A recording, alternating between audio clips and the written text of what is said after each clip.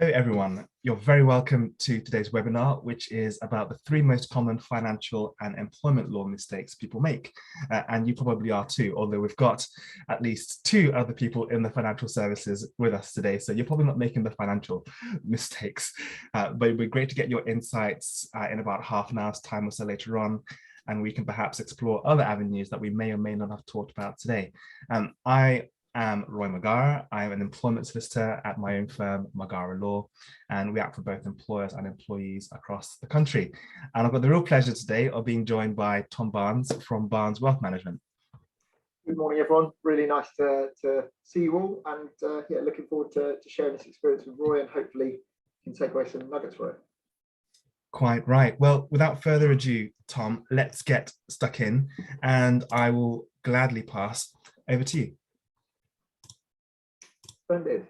So as this slide sort of rightly says, my name is Tom Barnes. I'm part of Barnes Wealth Management. We're a family chartered financial planning practice based in Buckingham. But a bit like Roy, we work with people all over the country, particularly sort of business owners, professionals and families, sort of protecting, planning and building their financial futures. So, and the topic that we're going to kind of cover today from my part of this, Roy, is the three biggest mistakes that people make in financial planning. And yeah, let's get into it. So the first mistake that I think that people often make are not understanding your goals clearly. And I think there's often a lot of noise in the world. It's a busy, noisy place. And lots of people are sharing what they're doing and how their journey is going and the sort of ups and downs that they experience.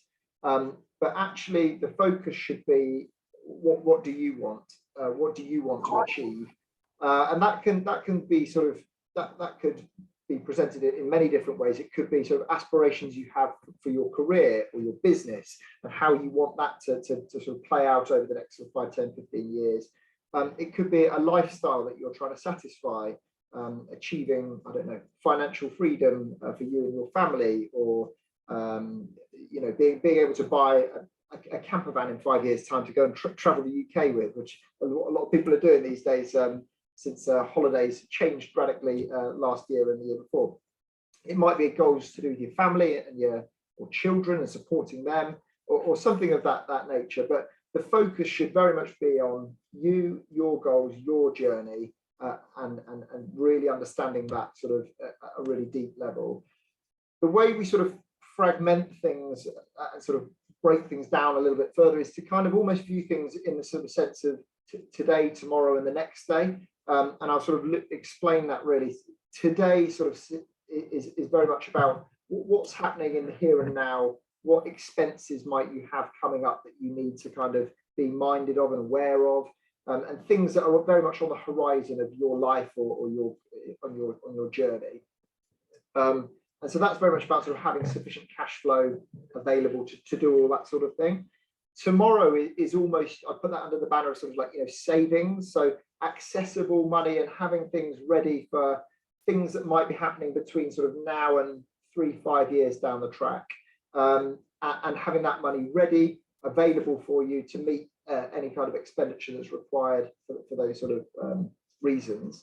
And then the next day is very much the sort of perspective on 5 years plus, and that could be 5 or 6 years, or it could be sort of, you know, 30 years before a retirement. And it's about that sense of giving a proportion of your assets and your wealth the opportunity to really grow for the future, rather than suffer the sort of inflationary stresses that holding lots of money in cash has attached to it. I think the last inflation figure that I saw was about 9.1%, which sounds scary because everything's getting more expensive by that rate on a yearly basis at the moment. So clearly holding everything you possibly own in a cash environment is a bit of a financial planning disaster in that sense. There's also the sense of sort of stepping back and thinking, where am I now on this journey? Not just where I want to get to, but where am I now? Is there a strategy or a plan in place at the moment? Am I making steps towards that goal? Am I being efficient? And sort of really understanding all of that side of things. And it's a case of looking at all of the options as to how you might get there. And I mean, what does the future look like? It's the hardest thing for me to do, as well as a lot of my clients, to kind of envisage themselves when they're stopping work, for instance, in retirement. But having a sense of what you might want to achieve, even at this stage, it is better than sort of the ostrich approach of not making any sort of plans or strategy at all. So really understanding your sort of ideal future there. Can we have the next slide, please, Roy? Sure. Tom, before I jump onto that, quick question. So you talk a lot about planning and avoiding all the noise, etc. And I appreciate you may not be able to give certain types of advice or say various things, but what do you say to people who have been or are concerned about things like COVID or the Ukrainian war, for example, and how that might impact their various investments, which would understandably, I imagine, be dipping right now? That is a very good question, and one that I think mistake number 3 will hopefully answer for you. So sit tight and I'll explain that on that slide, if that's okay. All right, okay, keep me on my toes for now. That's Indeed, fine. Yeah, blended. Okay, so I think the other, we all, back one, sorry. So we always try and sort of start with this ethos of starting with the end in mind. And there's a sort of a quote that I think really resonates to my clients, which is, if you don't have a plan, then of course you're going to get somewhere, but that somewhere might be not where you wanted to get to. And it's very much a case of, if we've got a view of where we're trying to get to, the destination we want to get to, my job is then to sort of help people on that journey, partner with them, to guide them, create a kind of route map or flight path to the destination in a way that they feel comfortable with. The example I used a while ago was that if you've got a journey to do in a car that's and you try to travel 60 miles and you've got an hour to do it, you've got to travel at 60 miles an hour to get there, which might seem quite speedy on British roads. If of course you delay that journey by 20 minutes and you squeeze the time to sort of 40 minutes to achieve that journey, your journey is going to be a lot more sort of stressful, risky, and possibly not one that you want to take. And if we kind of relay that to our world, it's about thinking about time is often people's biggest asset, and the time that they have before their goals, the sooner they start things, even if it's like little and often, those effects have a kind of compound nature over time in terms of growing their wealth, achieving their goals. So very much a case of, I mean, let's use the example of the retirement thing again. I'm 35, maybe I want to retire when I'm 60, but what does that look like? The way I try and help people view it is to say, look, let's imagine if I'm the client here, let's imagine I'm 59 and 364 days, I'm retiring tomorrow. Maybe children have left home, the mortgage is no longer something I'm having to kind of fund. What might I need in my account every month for me and my other half to live the lifestyle that we want? What might that look like? And sort of put that in the context of today's money. We then build really sophisticated cash flow models for people to look forward down the years to say, okay, how close are we to attaining those goals that we want to achieve? Is there any red in the picture that we can that means that we're not on target, or there's a shortfall? And if so, what small steps can we be taking now to push that down the time continuum and ensure that sort of our money outlives us rather than vice versa? So it's a really good way of establishing how close are you either in your business or your personal terms in terms of getting to where you want to get to. Roy, as I'm sure you'll probably agree, most business owners are in business probably because they want to be the sort of master of their own destiny, but also probably because there's some sort of personal goal attached to it. I don't know, financial freedom for their family, or the ability to pass a business through the family, or something of that nature. And we really help people understand that side of things. So it's that sense of, how good could it be for you and your business, and start with that kind of end goal in mind. Tom, I suppose one thing, if I may, that I suppose you may have people, maybe from a pension point of view, when you talk about starting the end in mind, how much someone might want to have or think they might need by the time they want to retire.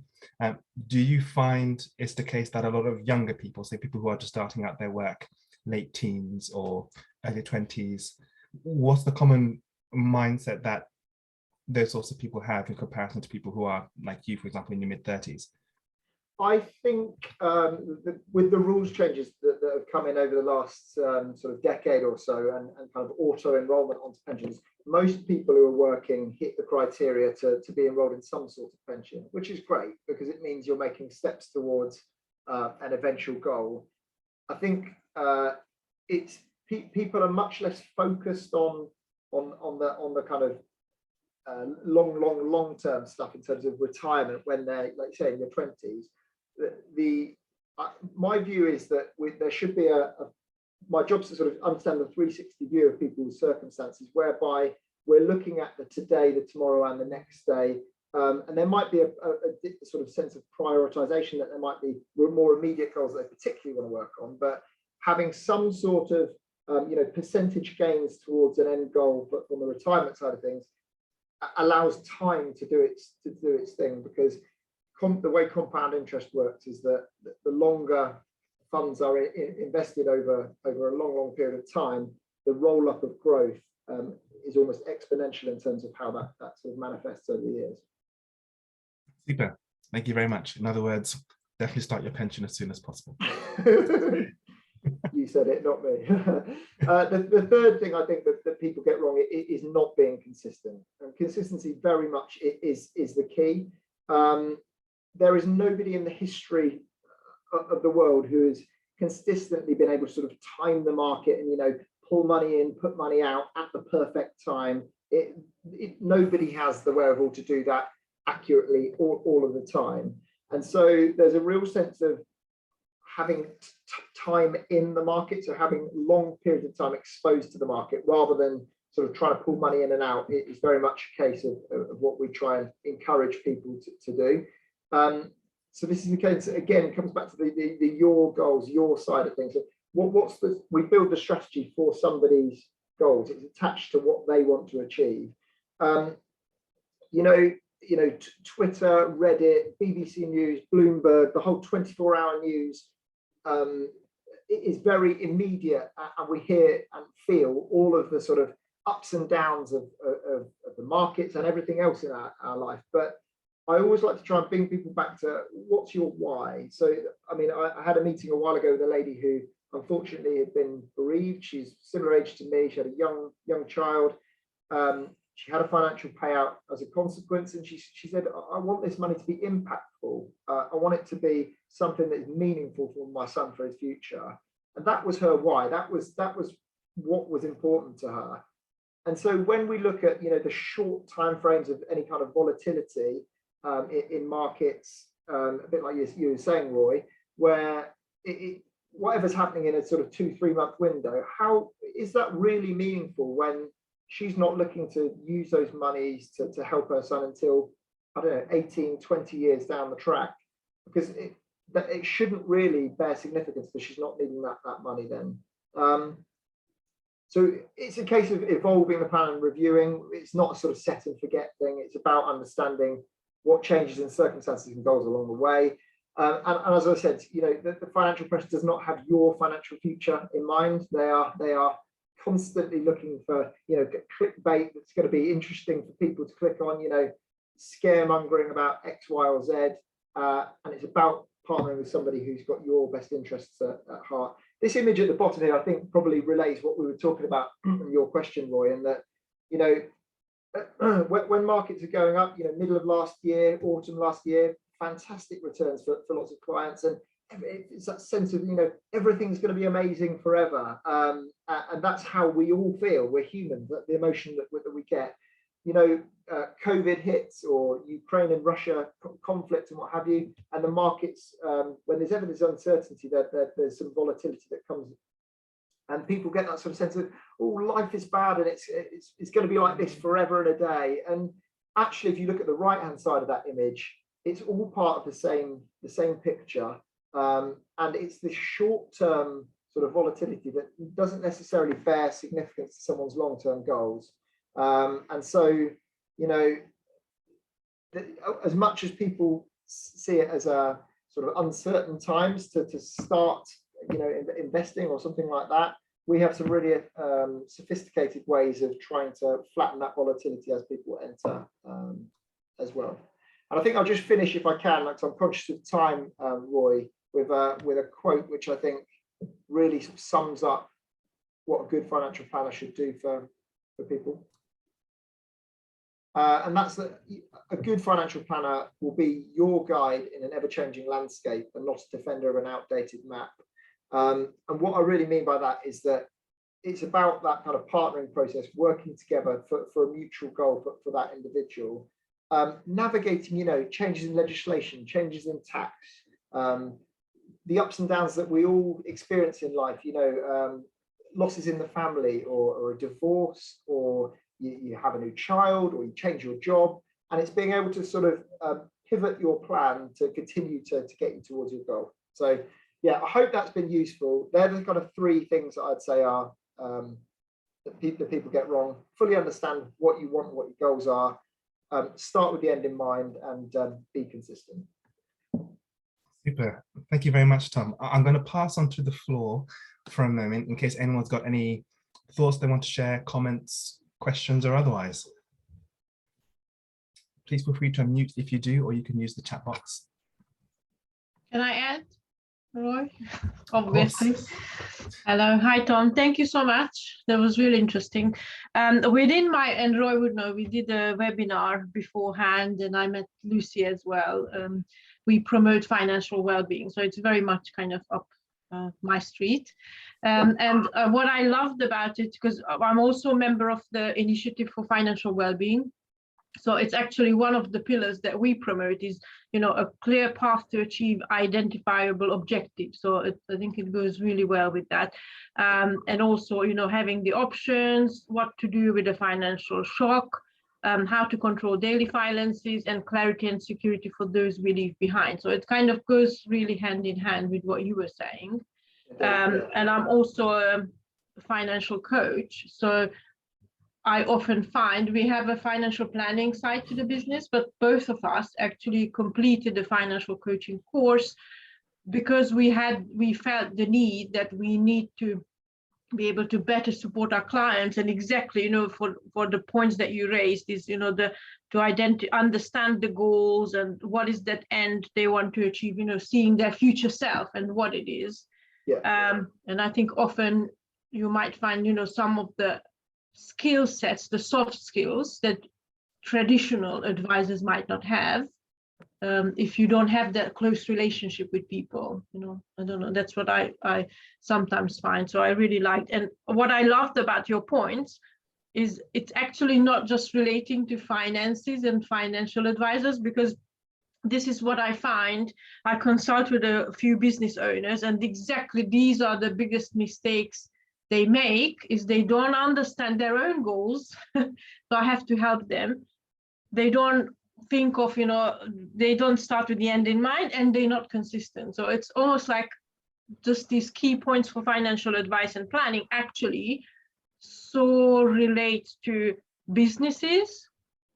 And even if I really think about it and honest with myself, individual, personal success as well. So I think you're absolutely right. You're absolutely right, Andrea. And I think probably the three areas are probably applicable to lots of things. You could apply it to, I don't know, a sportsman who's wanting to achieve sort of excellence or something like that. It's relatable. My job is to try and sort of, simplify what can be a very emotive and challenging sort of subject to understand, and take away the stresses of things and make it feel easy for people. So yeah, no, thank you for feedback. Appreciate that. I don't know if there's any other questions or anything that anyone wants to raise at this point. I've had one from someone who's contacted me in the chat box. I assume the name doesn't want to be mentioned, which is fine. So the statement, or the question rather, is, as far as the cost of living crisis is concerned, what are the immediate mistakes you think people are making, and what should people be doing in response to that? I think, it's something that's affecting us all, is first thing I'd probably say. No one person's in isolation. you go and fill your car up, and it's staggering the figure that appears on the pump before you have to go and sort of part with your money for it. But the same is true for your utilities and all that sort of thing. I think what I would say is, rather than sort of mistakes people are making, what action could you take? Well, it's in the first instance, I'd say, look, let's sit down and spend some time reviewing what are you actually spending your money on each month, because actually going through that process can be an enlightening experience. I've done this with clients before, and they've realized, oh, I didn't realize I was paying for, I don't know, subscriptions that are historic and things like that. So there may well be sort of fat you can cut that you don't need to be paying each month, or looking at different ways that you can sort of structure things. So I think understanding kind of cash flow, I suppose, and what's going in, what are your fixed bits of expenditure, what are the variable pieces, it's all very relatable to what we do with people. So that would be my kind of first step on that journey, I think. Super, thank you, Tom. Andrea, you got your hand up. Yeah, I just wanted to add, and I think that slide that you had up, Tom, when it's looking at the volatility and people, have a knee-jerk reaction to what's happening now. We found a lot of that with our clients, panicking because of what's happening in the market. So having, helping people to think of the long term. And the other thing as well is not, again, avoiding those knee-jerk reactions. Is people sometimes want to cancel, very important protection plans, for example, like, oh, I need to save money somewhere. I don't think I need it. So it's, again, as Tom said, it's looking at taking a step back and looking at everything, and not just have that knee-jerk immediate reaction of cancel those plans because I don't think I need it, reducing certain things, where that money, can actually come from maybe another source. But that's when the advice and the planning is important, because for the long term, it can make a huge difference what decisions they make right now. I think you're exactly right.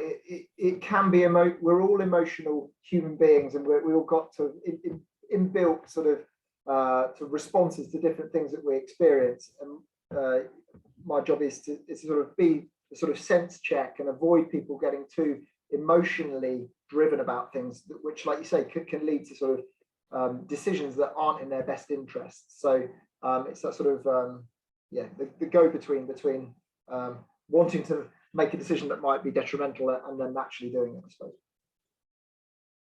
Simon, thank you, Tom. Over to you, Simon. Tom and Andrea, very good points there. The thing I find with my clients is that, Tom, you're 35, you mentioned, and I just happen to be 53. So, our timescales can be obviously totally different. But I think a client who might be in their, say, early 40s could be invested for 35, 40 years. And to be honest, what's happening in a matter of, weeks or 6 months is almost irrelevant for most clients. And I think you're right, Tom, we have to cover off with clients to almost say, don't keep looking at the BBC News. They're always telling you the markets have dropped by 2 or 3%. Yeah, so what? You're going to be in the markets for 30 or 40 years. If you keep doing that, you're going to get bored of it. And I think our role is to make sure that people understand that the longer they are in the market, the better their returns will be. But we don't stop investing once we get to retirement. We're potentially still going to be investing for another 20 years after, or even for the next generation through pension planning. So, short-term markets, we pretty much ignore. Yep. Agree. Can I just add quickly? Sorry, I just wanted to add with my learning hat on is I think because I don't know about you, but I can certainly feel it on myself is that if any of you familiar with Maslow's hierarchy of needs, the challenge is that our lowest and basic needs are not met, with security. That's one of my motivators with the cost of living crisis and what's happening. If I'm worried about, can I pay my mortgage? Do I have enough money for food? What's happening? So actually I almost can't see anything else because this is the feeling. So we have to be, you know, a lot more than I'm just always inverted, just an advisor. You know, we have to be almost magicians, and as Tom said, that emotional side and the coaching and the empathy. So we have to do a lot of work to reassure the clients, work with them, as the quote said as well. So not easy. Quite right. Thank you all very much for your engagement on that. Very much appreciated. We'll now swap hats, as it were, moving on from all things financial to all things employment law related. So some of you here are employers, some of you are business owners, some of you are line managers, and very good ones at that, as far as I'm concerned. So hopefully some of these things will be really helpful for you. You might be watching this on the recording, which is absolutely fine too. Just bear some of these things in mind, which from my experience are very common. The first mistake that a lot of businesses make is retaliating against an employee or an applicant. And there are two ways distinctly how this happens. The first is where an employee thinks that something is going wrong in the business and raises a complaint about it or a grievance. And we've been talking a lot about emotions for just a short moment ago. Well, emotions, of course, play a big part in our being human beings, but when it comes to the workplace, we need to do our best to ensure that we're professional. Whistleblowing is one of the biggest areas where cases are brought from people who raise complaints at work, and then they suffer some kind of detriment for that. That detriment might be dismissal, that might be bullying, it might be change in attitude, it might be increase or decrease in workload, it might be someone being promised a promotion and then that being retracted in some way, shape or form. Or indeed, it might be the case that someone has brought a grievance about a line manager, they brought a grievance about a colleague, and in response to that, that colleague has decided to treat that person differently. I've got a case at the moment which involves someone who was, thank you for the introduction music there. I've got a case at the moment where someone had raised a complaint against their line manager, and it's a racial discrimination case. And in response to that, I beg your pardon, that person raised a complaint to that line manager's line manager. The line manager, instead of dealing with it properly, told the alleged perpetrator, who then had a real massive verbal attack at the person who raised the complaint in the first place.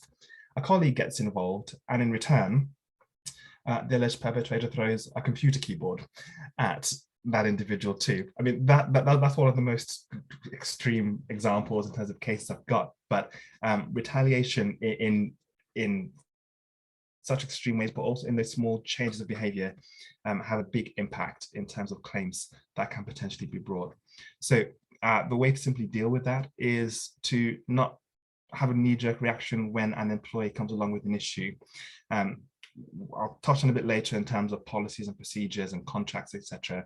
But just make sure you've got clearly defined ways of dealing with issues when they're brought up by your employees. The next thing that I wanted to bring up was not having the right documentation. I know that we've got a HR professional in the room, so you're welcome to share your thoughts on this too, on this particular point. Indeed need a good investigator, very much so. For this particular point on not having the right documentation, employment contract is a really big one, because I don't think people realize that from day dot, your employees need to have employment contracts. And it's also not just some sheet of paper which says you're employed from this date and this is your salary, turn up at this location. There are very particular things and points that an employment contract needs to have. So someone might have an employment contract, but it might not actually be legally compliant. So it's really important that wherever you're getting your employment contracts from, preferably from an employment lawyer, but you're not necessarily trusting what you just download from Google and thinking that's going to be good enough. Because if it turns out that you're not in the right as an employer, then you could be liable for up to 4 weeks worth of that employee's salary. So it's really important to get that right. Secondly, loads of businesses get that you need to have an employment contract, but they don't necessarily see the worth in having a staff handbook.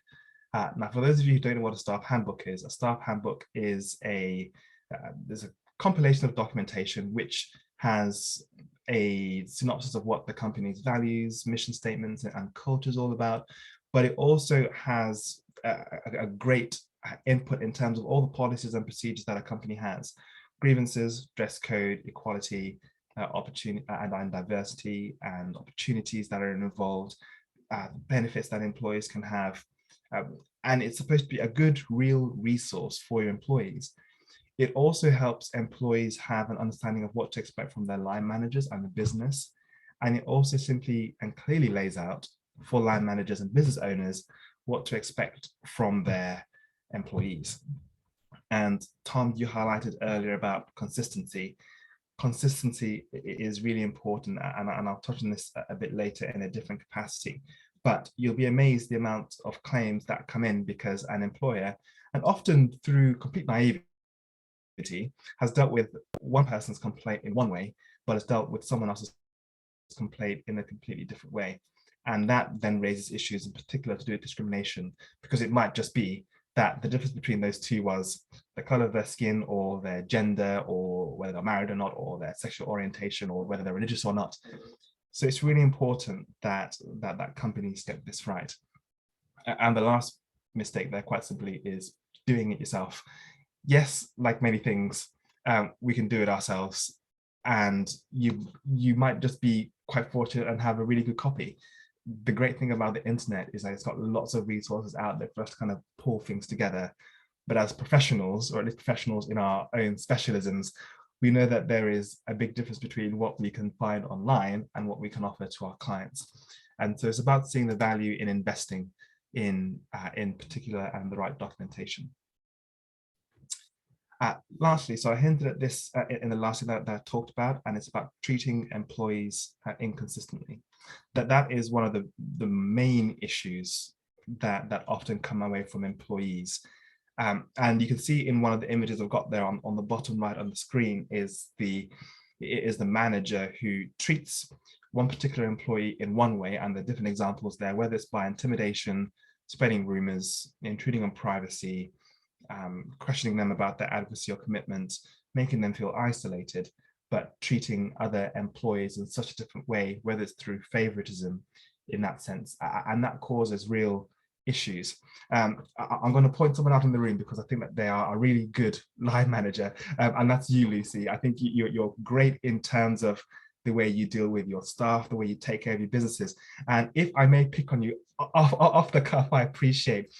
What are your thoughts as far as a line manager or the boss of where you're at, and how you conduct yourself with your staff?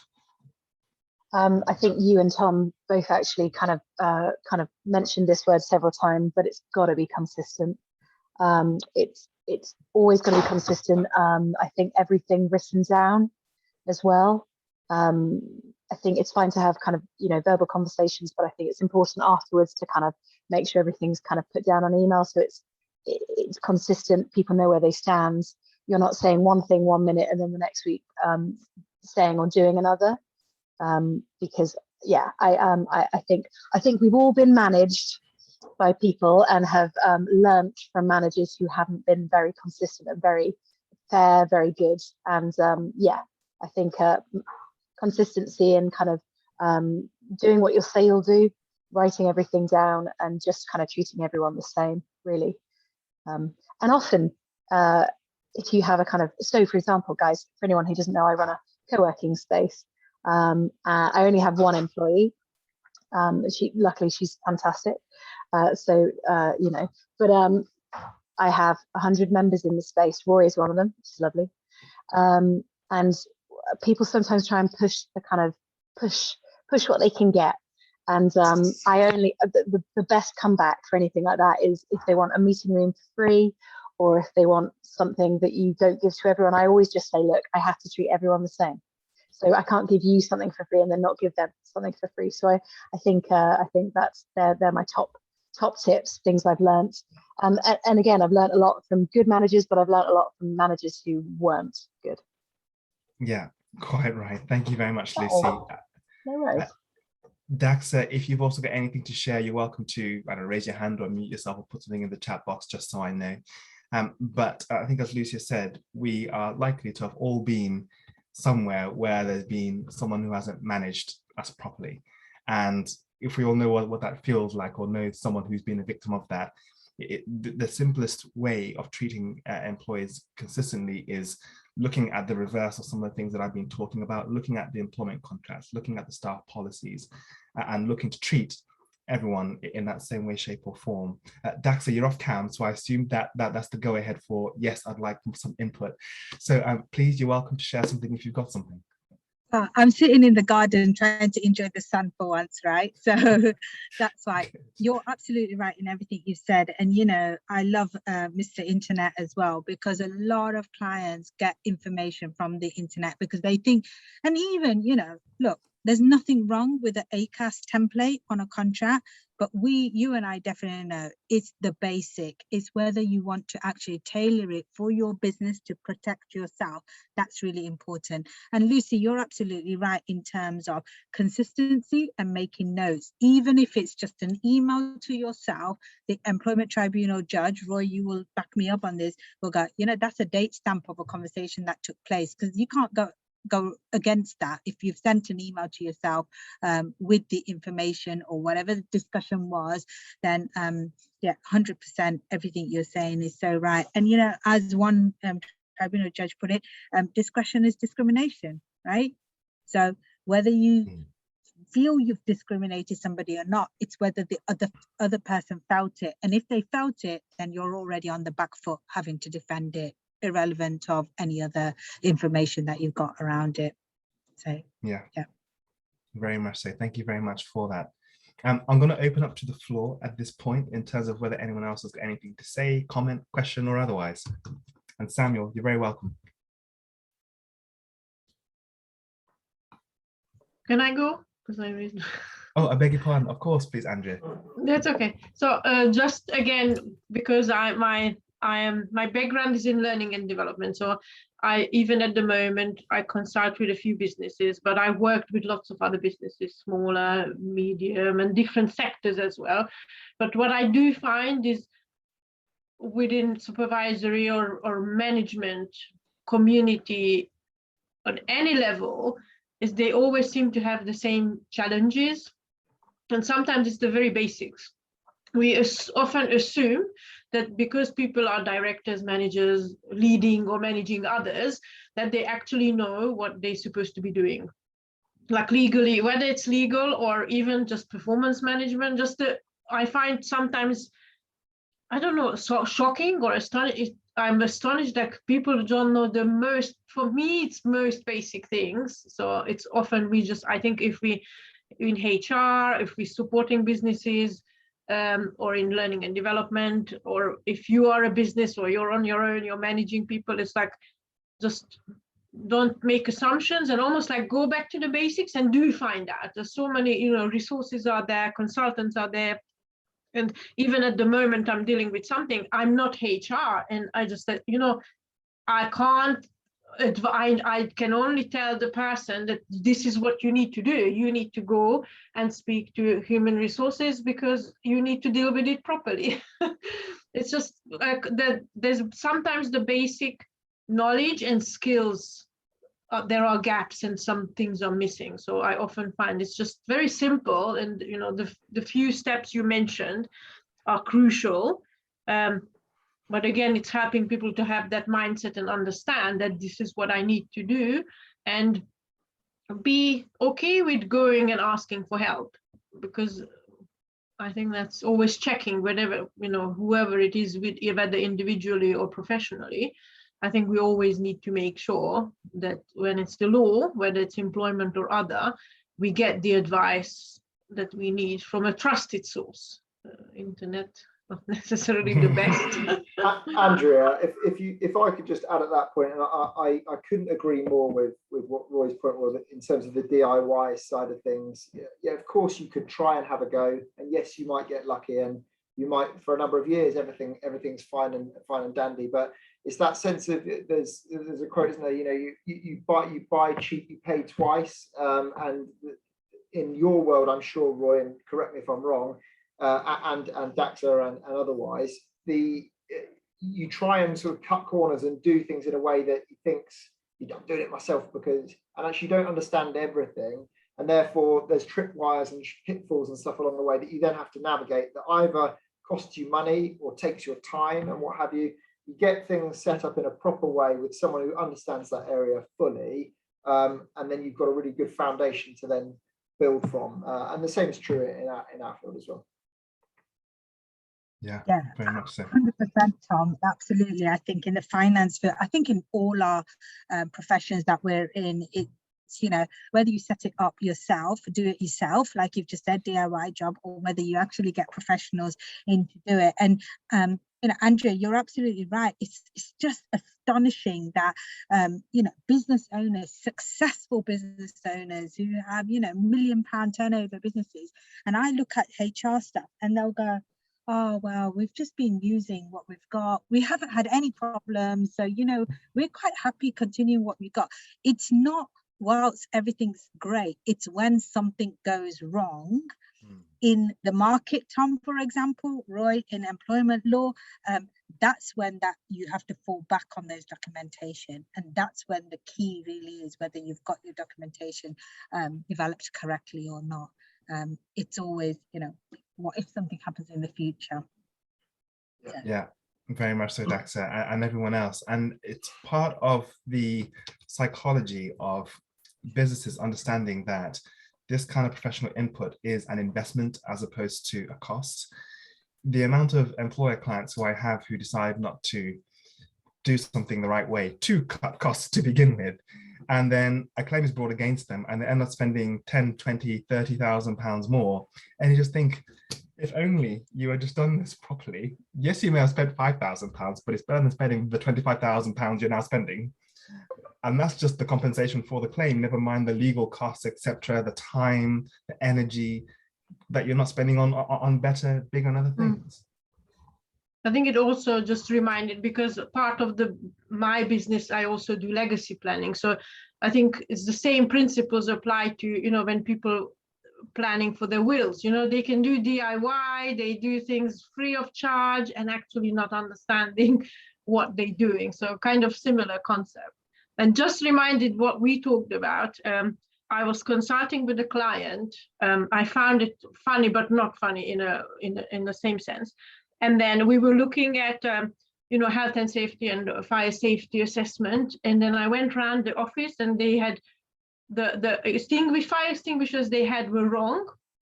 They only had CO2 and they were outdated. So nothing to, you know, there's no other ones. That's all they had. So I said, you know, this is unacceptable. This is, how can you do this? And you won't believe the answer I get. We don't need fire extinguishers because we haven't had a fire here yet. We've never had a fire here. So it sounds like the same, you know, like, oh, I don't need to learn management and things because we've never had any employment issues. So it is the same thing. So we don't need fire extinguishers because we've never had a fire here. Oh my, but and that definitely sounds ridiculous, but we can apply that thought process in all of our professions in that sense. Oh, I don't need a pension, or I don't need a financial planning, I don't need employment contract, whatever the case may be, because we haven't had an issue yet. But it's one of those things where it's kind of like insurance. Yes, you may, it's one of the things where you'll be very glad you had it when you need it. It's about being prepared for that, isn't it?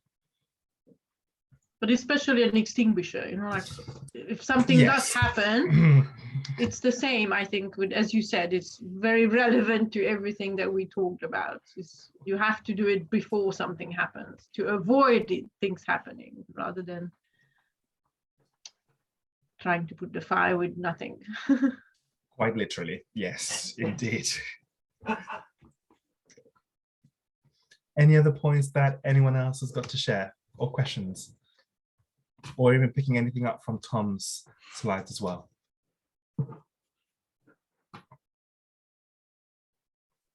Samuel, if Samuel's there, Samuel comes from another financial services background as well. Samuel, if you are there, you might not be because you're mute and I can't see you. Whether you had any thoughts in terms of financial mistakes that people make and you had anything you wanted to share.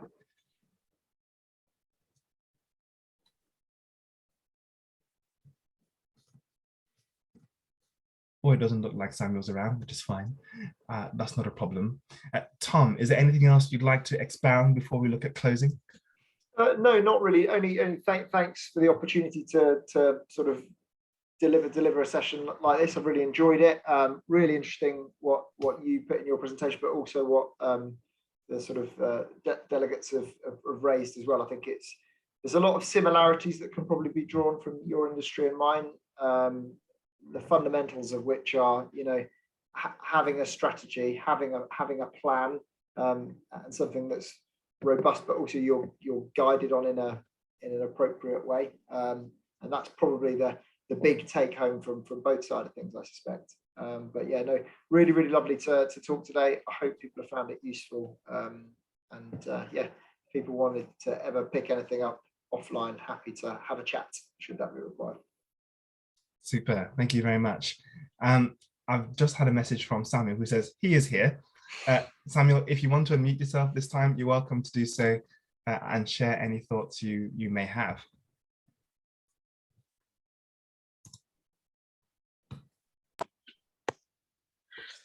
Yes, of course. Can you see me? Yes, sir. Hello. Hello. Yeah, so basically, I was listening to what you were saying, and yeah, it's true.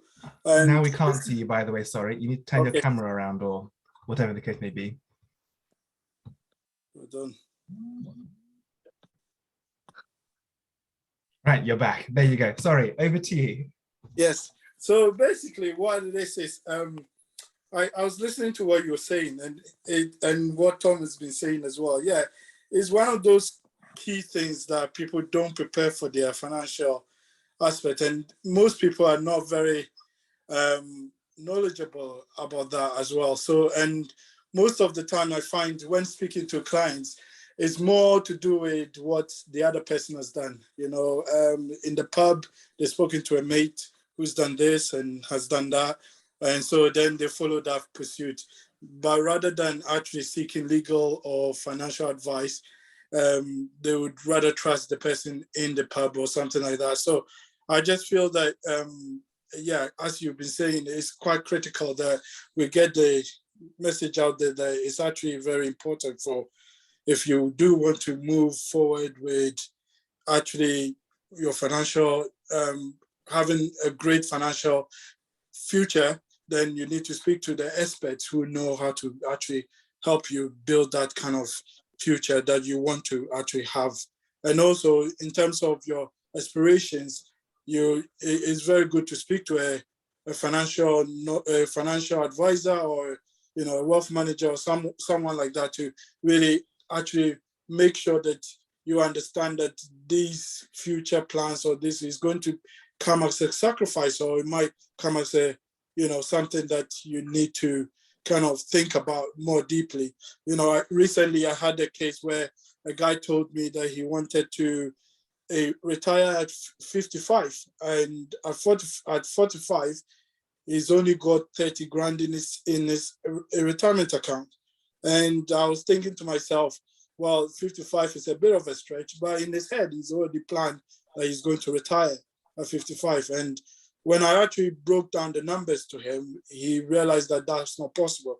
But because of the fact that he's actually had conversations with his friends and other colleagues that are around him, he actually thought that was possible. So it's something that is very important. And I think that, as I said to him, it's very important for you to have some knowledge in whatever you want to do, and speaking to experts always helps guide you in everything you do. Yeah, so that's all I have to contribute to this. Super, thank you so much. You even got raised hands of applause from certain people. Really good points, thank you. And I'm sure, Tom, you'll certainly agree with what Samuel said there. Absolutely, yeah, it really resonates, doesn't it? I think it's it's being someone who helps to partner and achieve a goal, but also a sense check and a realist as well, because there's no point in aiming for something that's completely unachievable. If it isn't achievable, it's my job or another's job to say, well, actually, no, that isn't going to happen if we just do this. and then sort of, you know, review the goal that's in mind to try and make something attainable and realistic. So yeah, very much agree. Quite right. Thank you. Just in case, Simon, you're unmuted, did you have something to say before we close? Thank you for the session, to be honest. It's always good to hear from other people within the industry and other people, and bearing in mind that I may at some point employ somebody to try and take some of the paperwork away from the work that we do, because we generate paper, but most of mine is done electronically now. So yeah, it was really interesting to find out some of the legal side of things. It makes me understand why I don't work in an environment where I'm working for other people, to be honest, and I do it for myself. I'm sure there are many who share that sentiment. All right. Well, thank you for that. But on a good note, equally, it's also nice to work with people, the right people. Thank you all so much for your time. Thank you all so much for your thoughts, your comments. I've learned a lot today. Tom, thank you so much for sharing everything as well. It's been great to collaborate with you on this. Of course, so for now, it's goodbye from Tom. Goodbye. Thank you, everyone. And Cheers, Tom. it's goodbye from me. Thank you, everyone. Thank Can we you, catch up everyone. sometime this afternoon? Thank you. Thanks, guys. Cheers. Bye. Thanks, everyone.